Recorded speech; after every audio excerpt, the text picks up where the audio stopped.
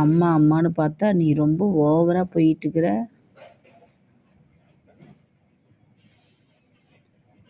எங்கள் மாமா கூட பேசுறதில்ல, பேசலாம் போயிட்டு போகிறாங்க ஃப்ரெண்ட்ஸ் எல்லாம். அதுக்கு என்ன பண்ண முடியும்?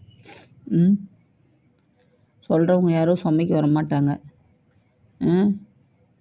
எனக்கு தான் தெரியும் வீட்டில் ஆகிற செலவு. யார் பேசுகிறான்னு பேசலன்னு அதுக்கெல்லாம் நான் கவலைப்படுற மாதிரிலாம் இனிமேல் கிடையாது.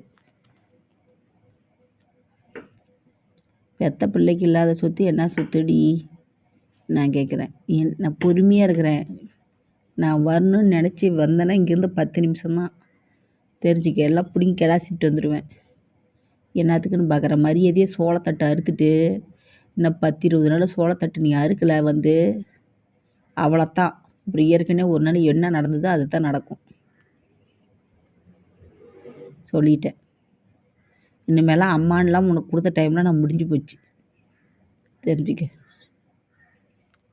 அதிகாரம் இங்கே வந்து எல்லாம் எங்கள் ஆயாவாக சம்பாரிச்சது சொத்து. என்ன அதிகாரம் பண்ணிக்கிட்டு திடீர்னு வந்து